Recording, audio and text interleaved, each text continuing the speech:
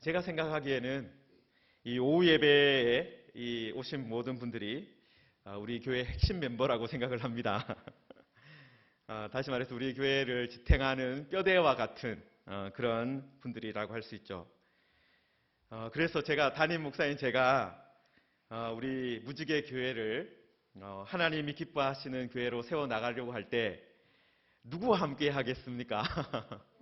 예, 바로 여러분들과 함께 하는 거죠. 그래서 오늘 우리들이 말씀을 나누면서 우리 교회가 꼭 해야 되는 어떤 본질적인 사역에 대해서 한번 살펴보려고 합니다. 여러분, 우리 교회가 개혁교회잖아요. 개혁교회. 여러분, 개혁교회가 언제부터 시작되었습니까? 500년 전쯤에 이 종교개혁으로부터 시작이 됐습니다. 그러니까 우리의 신앙의 선조들이 500년 전에 개혁을 하나 했는데 그것이 무엇이냐면 잘못된 교리, 잘못된 신앙을 바로잡는 일을 했어요. 그래서 종교개혁을 통해서 회복된 교리가 오직 성경으로, 그전에는 전통이나 또 다른 어떤 방법을 통해서 따라갔다면 오직 성경으로 돌아가자. 그래서 오직 성경으로 돌아가니까 오직 은혜로가 회복이 되고 또 그 다음에 오직 믿음으로, 오직 그리스도께서, 그리고 오직 하나님께 영광, 그 교리들을 회복을 했습니다. 자, 그래서 이런 개혁을 하신 500년 전에 하신 우리 루터 선생님이나 칼빈 선생님을 저도 아주 존경을 합니다. 그래서 그분들의 가르침이 기록된 책들이 지금도 남아 있어요.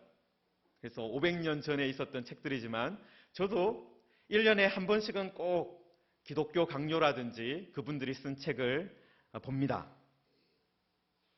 자, 그런데 이 종교개혁이요, 완전한 개혁이었느냐, 완벽한 개혁이었느냐 하면 좀 이야기가 달라져요. 500년 전에 있었던 이 종교개혁을 통해서 신학적인 부분들, 교리가 잘못된 것들이 많이 회복되기는 했습니다. 그런데 그때부터 지금까지 개혁교회가 잘 하지 못한 것이 하나 있어요. 그게 뭐냐면 교회의 모습을 성경대로 개혁하는 것, 그걸 잘 못했어요. 그냥 기존의 카톨릭 교회의 모습을 조금 바꾸는 것에서 끝나버린 것이 너무나도 많이 있습니다. 그래서 우리 종교개혁의 후손들이라고 할 수 있는 우리들이 어떤 고민을 하고 살아야 할까요?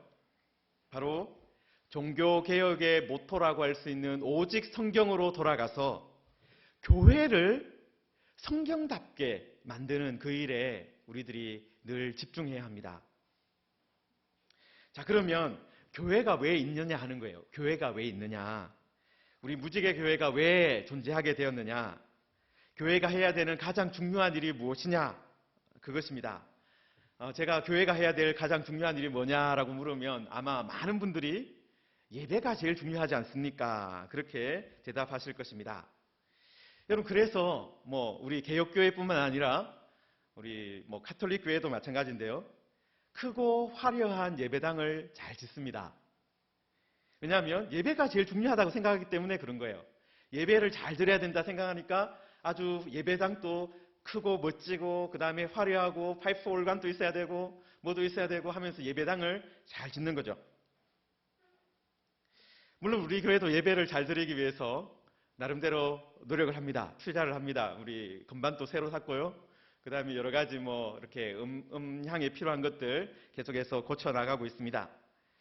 자, 그런데 교회의 머리 대신 예수님께서 예배를 잘 드려라 라고 명령하신 것 혹시 찾아보셨나요?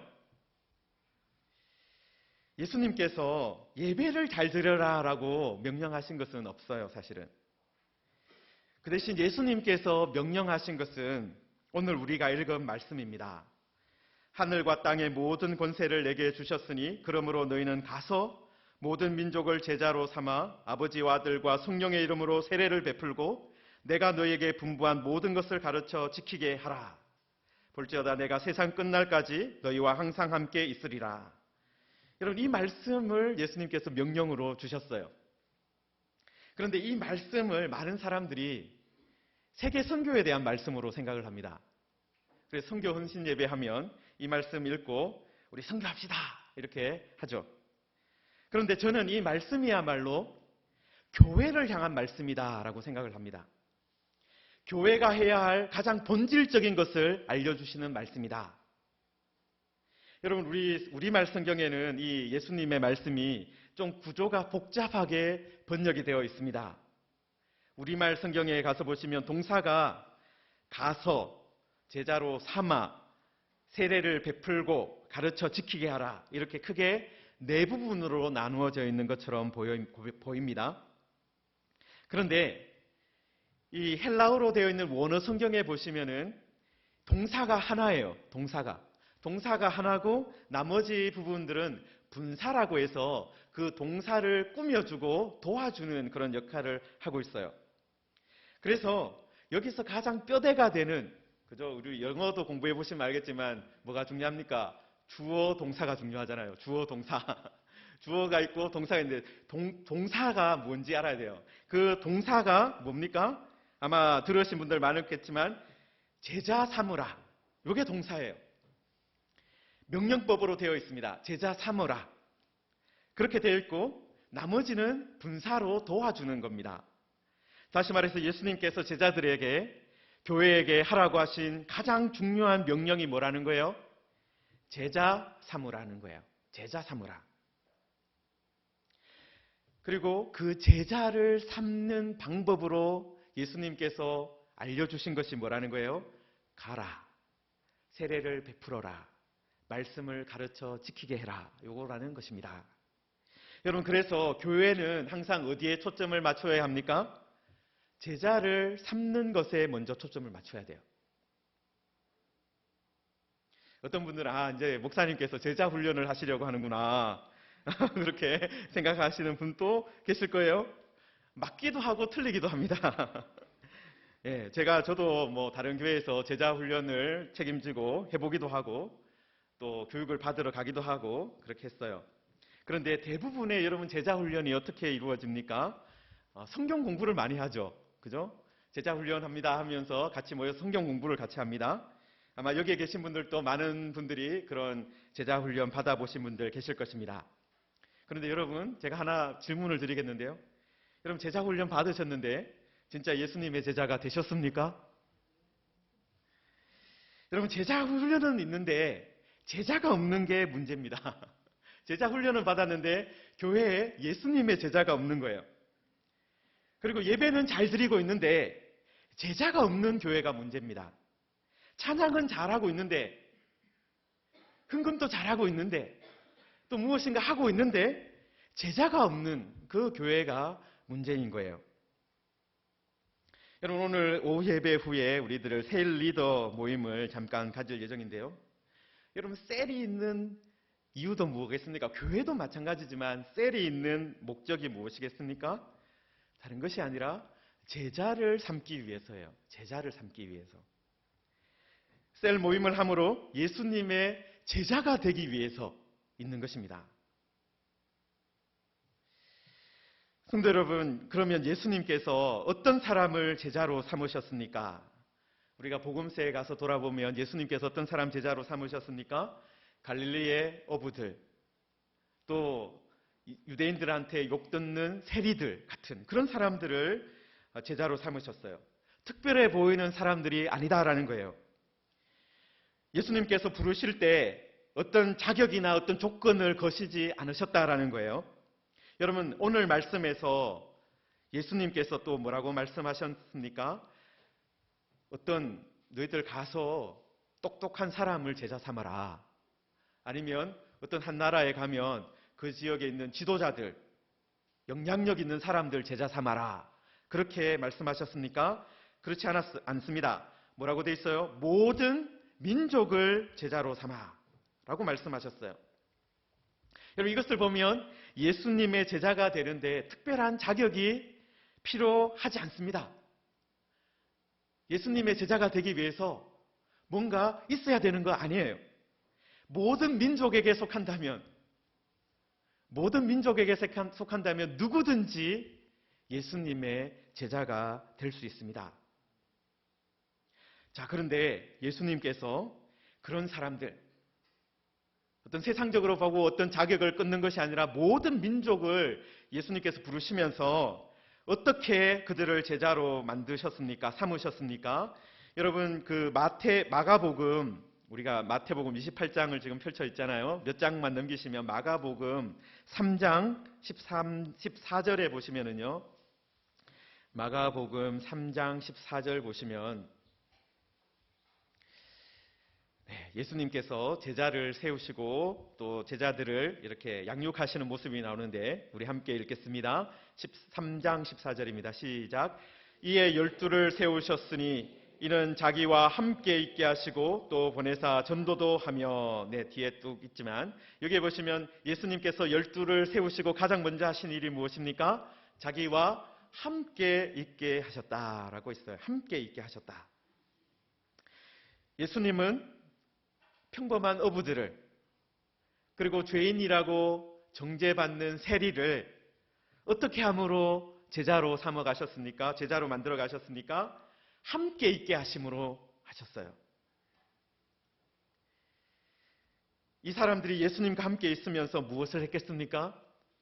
예수님이 하시는 것을 두 눈으로 보았습니다. 예수님이 밥을 먹을 때 함께 먹었습니다.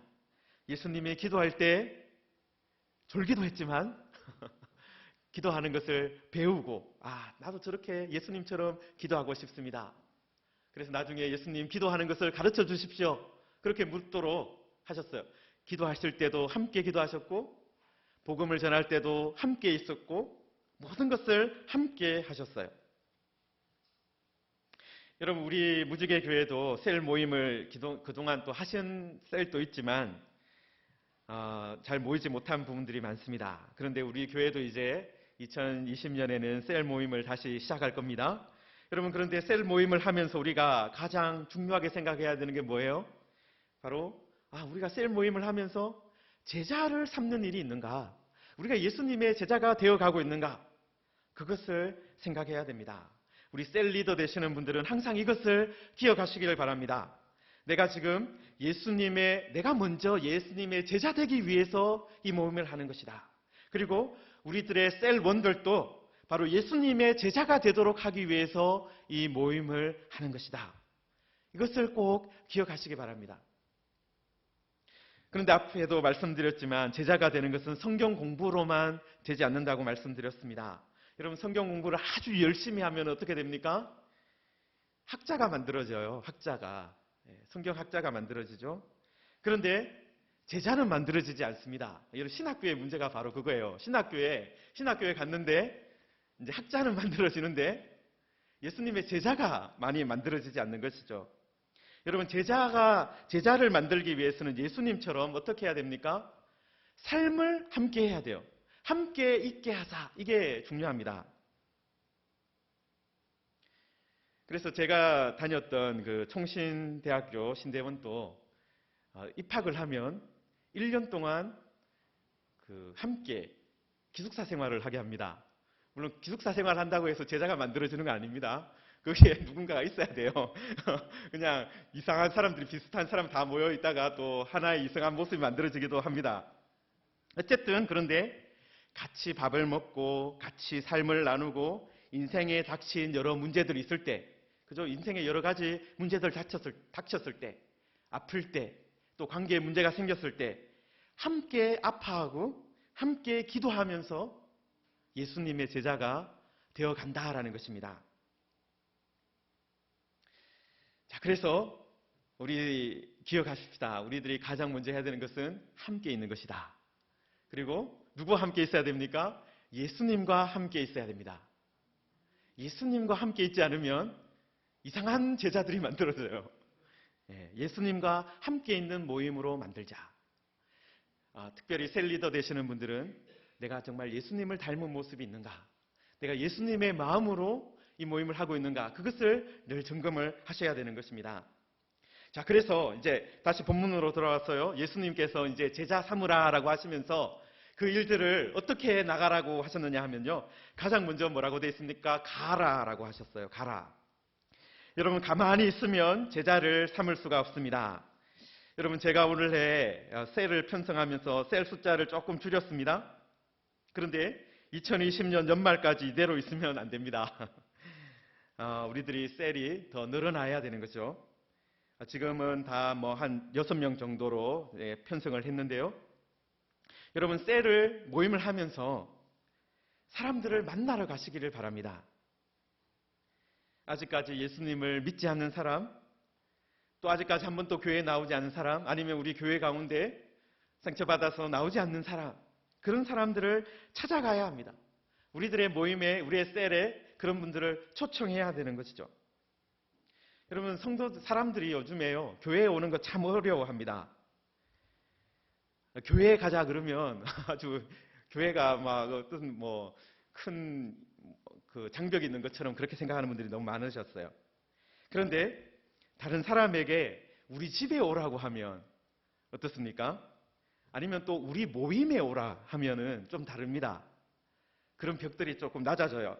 호기심을 가지고 오는 경우가 있습니다. 우리 집에 모여서 같이 밥 먹으니까 오세요. 이러면 다들 기뻐하고 초대받지 않습니까?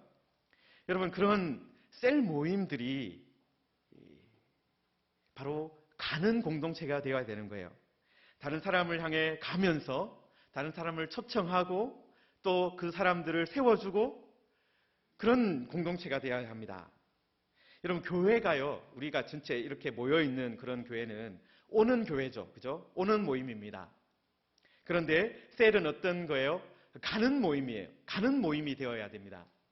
그냥 교회 안에서만 머물러 있는 것이 아니라 가는 그런 공동체가 되기를 주님의 이름으로 축원합니다. 네, 가장 먼저는 가라고 하셨고, 그 다음에 두 번째는 또 뭐라고 하셨습니까? 아버지와 아들과 성령의 이름으로 세례를 주라고 하셨습니다. 우리 셀에서 세례를 줘야 되는구나. 그렇게 생각하실 수도 있겠지만, 이 말씀은 뭐냐 하면은, 여러분, 이 아버지와 아들과 성령의 이름으로 세례를 준다는 것은 어떤 것을 전제하고 있습니까? 어떤 사람이 복음을 처음 들었습니다. 그리고 그 복음을 받아들였다라는 것을 전제하고 있는 것입니다. 여러분, 사도행전에 보시면은 사도 베드로나 사도 바울이 복음을 전하러 가서 여기저기 가서 이제 첫 번째 복음을 전하고 그 다음에 세례를 주는 장면들이 종종 기록되어 있는데요. 그 중에 하나가 사도 베드로가 고넬료라고 하는 가이사랴 살고 있는 백부장의 집에 초대를 받아 갔습니다. 이 고넬료라는 사람은 어떤 사람이었어요? 이방인이에요. 그런데 기도하는 중에 아직까지 예수님을 믿지는 않아요. 그런데 하나님을 어렴풋이 믿고 알고 있어요. 기도하는 중에 지시를 받았어요. 천사의 지시를 받아서 베드로를 초대를 합니다. 그때 고넬료의 집에 간 베드로가 예수님이 만주의 주님이시다라는 것을 전했습니다. 그리고 예수님이 죽으셨다. 그리고 부활하셨다. 그리고 그를 믿는 사람이 다 그 이름을 힘입어 구원을 받는다. 죄사함을 받는다. 그것을 전했습니다. 그때 이 말씀을 듣는 이 고넬료뿐만 아니라 그 집에 있던 모든 사람들이 어떤 일을 경험했습니까? 성령의 임하심을 경험했어요. 성령을 받았어요. 그래서 방언을 하기 시작했습니다. 베드로는 그 모습을 보고 이방인들이지만 그 모든 사람들에게 아버지와 아들과 성령의 이름으로 세례를 베풀었습니다.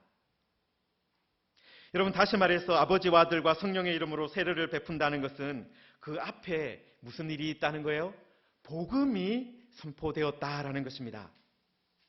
예수 그리스도가 만유의 주이신 것, 그 만유의 주님이 죽으시고 다시 살아나셨다는 것, 그리고 이 예수님을 믿을 때 우리가 죄사함을 받는다는 것, 그 복음이 선포되었다라는 거예요. 사랑하는 성도 여러분, 우리 셀에서도 바로 이런 복음이 선포되어야 합니다. 복음이 선포될 때 여러분, 성령이 임하는 거예요. 여러분, 성령이 없으면 절대로 변하지 않습니다. 여러분, 어제도 우리 본사 기도회를 하면서 제가 잠깐 말씀을 드렸는데, 노아 홍수가 끝나고 하나님께서 노아와 모든 짐승들과 가축들을 뭐 하셨다고 제가 말씀드렸습니까? 기억하셨잖아요. 그죠? 하나님이 기억하시고 그 다음에 무엇을 보내셨습니까? 하나님이 바람을 불게 하셨어요.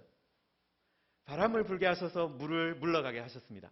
그런데 그 바람이 창세기 1장 2절에 나오는 하나님의 영이 수면 위에 운행하시니라 할 때 그 바람하고 같은 말이에요.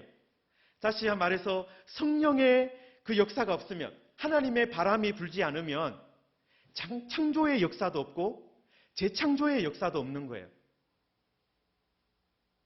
여러분, 셀 모임에서 우리가 복음이 선포될 때 성령이 임할 줄 믿습니다. 성령의 하나님의 바람이 불어올 줄 믿습니다. 여러분, 그래서 사도행전 10장 44절에서도 베드로가 이 말을 할 때, 다시 말해서 복음을 선포할 때 성령이 말씀 듣는 모든 사람에게 내려오시니라고 했어요. 여러분, 어떤 모임이든지 그곳에 성령의 임하심, 성령의 역사하심이 있으려면 반드시 복음이 선포되어야 합니다. 예수 그리스도가 만유의 주인이시다라는 것이 선포되어야 합니다. 예수 그리스도께서 우리를 위해서 죽으시고 살아나셨다는 것이 선포되어야 합니다. 그 이름을 믿을 때 우리가 죄사함을 받는다는 것이 선포되어야 합니다. 여러분, 우리 모든 무지개 모임 가운데서도 이런 복음이 선포될 때 성령이 역사하실 것입니다. 하나님의 바람이 불어올 것입니다. 창조의 역사가 다시 일어날 것입니다. 여러분, 셀 모임 가운데서도 바로 이 복음이 선포되어야 합니다. 그래야지 그 다음에 세례를 줄 수 있는 일이 일어나는 거예요. 자, 그 다음에 해야 될 일이 무엇입니까? 그 다음에는 내가 너희에게 분부한 모든 것을 가르쳐 지키게 하라라고 했습니다. 예수님께서 명령한 모든 것을 가르쳐 지키는 일이 있어야 된다. 다시 요약하면 그런데요. 여기 너희에게 분부한이라는 이 말이 있는데, 이 분부한이라는 이 말이 헬라어로 엔텔로라는 단어예요. 그런데 이게 계명이라는 말이 있잖아요. 계명. 그게 헬라어로 엔톨레인데요. 엔텔로하고 엔텔레하고 어떻습니까? 엔톨레하고 비슷하잖아요. 같은 어근을 가지고 있어요. 같은 뿌리에서 나왔다라는 거예요. 그래서 다시 말해서 예수님께서 너희에게 지키라고 준 계명이 있다라는 거예요. 너희에게 분부한, 너희에게 명령한, 지키라고 한 계명이 있다. 이 말씀을 하는데, 여러분, 예수님께서 지키라고 명령하신 것, 예수님께서 내가 너에게 계명을 준다라고 하시면서 말씀하신 것이 하나 있습니다. 그게 무엇이겠습니까? 오늘 성찬식을 하면서도 제가 읽어드렸는데요. 서로 사랑하라라는 것입니다. 예수님께서 우리에게 주신 새 계명, 서로 사랑하라예요. 새 계명을 너희에게 주노니 서로 사랑하라. 내가 너희를 사랑한 것 같이 너희도 서로 사랑하라. 여러분, 이것이 바로 예수님께서 분부한 것입니다. 예수님께서 지키라고 명령한 것입니다. 그래서 내가 너에게 분부한 모든 것을 가르쳐 지키게 하라라는 말씀은 다른 것이 아니라 서로 사랑하라는 말이에요. 예수님께서 제자를 사랑하신 것 같이 너희도 서로 사랑하라라는 말씀입니다. 여러분, 서로 사랑할 때 제자가 만들어집니다. 예수님처럼 서로 사랑할 때 예수님을 닮은 제자가 만들어지는 것입니다. 여러분, 예수님처럼 예수님이 하라고 하신 것을 할 때 예수님의 제자가 만들어지는 거예요. 여러분, 만약에 앞에서 윤성거 목사가 하라는 대로만 하면 누구의 제자가 만들어지겠습니까? 저의 제자가 만들어지는 거죠. 여러분, 한국 교회에 제자 훈련이 아주 막 대세일 때가 있었어요. 한 10년, 20년 전에. 그래서 제자 훈련을 참 많이 했습니다. 모든 교회들이 다 했고요. 했는데 제자 훈련을 하면 할수록 어떤 일이 벌어졌습니까? 문제가 하나 생겼는데 예수님의 제자가 안 만들어지고 어떤 목사님의 제자가 만들어지는 거예요. 그런데 문제는 뭐냐면 그 목사님만큼만 제자가 만들어졌어도 한국 교회가 이렇게 어렵게 되지 않았을 건데, 그 목사님만큼 제자도 만들지 못하고 가면 갈수록 제대로 된 제자가 만들어지지 않았다라는 거예요. 성도 여러분, 그리고 우리 셀 리더 되시는 모든 분들, 여러분, 예수님처럼 서로 사랑합시다. 여러분, 지식으로 제자는 만들어지지 않습니다. 지식을 전달하면 아까 제가 뭐라고 말씀드렸습니다. 학자가 만들어져요. 학위는 없지만 학자가 만들어져요. 아는 것 많아지면 막 비판을 하면서 그런 분들이 만들어집니다. 그러나 예수님의 사랑을 전달하면 누가 만들어진다고요? 예수님을 닮은 예수님의 제자가 만들어질 줄 믿습니다. 예수님의 사랑을 전달하십시오. 그러면 예수님의 제자가 만들어지게 됩니다. 성도 여러분, 교회는 그리고 셀은 무엇을 가장 중요하게 여겨야 합니까? 가장 본질적인 것이 무엇입니까? 제자를 삼는 것입니다. 예수님의 제자를 삼는 것입니다. 우리들이 아무리 예배를 잘 드려도 예수님의 제자가 없으면, 야, 무지개 교회 20년 되어서 예배 계속 잘 드렸는데, 내년에 이제 3월 달에 20주년 예배를 드렸는데, 여러분, 성도들이 모여서 같이 예배는 드렸는데 그곳에 제자는 없었다. 그러면 그 예배는 참 맥 빠진 예배가 될 것입니다. 여러분, 그래서 우리 2020년에 우리 무지개 교회가 어떤 모임을 하든지 우리가 이 모임을 통해서 예수님의 제자 되는 일에 힘씁시다. 그런 생각을 하시기 바랍니다. 우리가 어떤 일을 하든지 간에 예수님의 제자 되는 그 일을 위해서 해야 하는 것입니다. 그리고 그 일을 위해서 세 가지 예수님께서 하라고 하신 일이 있었습니다. 무엇이었습니까? 첫 번째는 가만히 있는 것이 아니라 가는 것이었습니다. 가는 것이고, 기다리고 있는 것이 아니라 가는 것입니다. 그리고 둘째는 아버지와 아들과 성령의 이름으로 세례를 주는 것입니다. 이것은 믿지 않는 자들에게 복음을 전하는 일을 해라라는 거예요. 복음을 전하는, 복음을 선포하는 그 일이 항상 있어야 된다. 예수님이 만유의 주님이신 것, 그리고 이 예수님이 죽으시고 부활하신 것, 그리고 그것을 믿을 때 우리가 죄 사함을 받는다는 이 복음이 선포되어야 합니다. 이 복음이 선포될 때 누가 임하신다고요? 성령님께서 임하실 줄 믿습니다. 하나님의 바람이 불어올 줄 믿습니다. 그리고 셋째는 무엇을 해야 된다고요? 예수님이 명령하신 것, 예수님께서 하라고 하신 것, 다른 것이 아니라 서로 사랑하는 것입니다. 예수님처럼 서로 사랑하는 것, 예수님의 사랑으로 서로 사랑할 때 예수님의 제자가 만들어질 것입니다. 2020년 우리 무지개 교회에서, 또 우리 교회 모든 셀에서 바로 이런 제자 삼는 일, 예수님의 제자 삼는 일들이 많이 일어나게 되기를 주님의 이름으로 축원합니다. 네, 이 시간 우리 함께 말씀 생각하며 기도하겠습니다.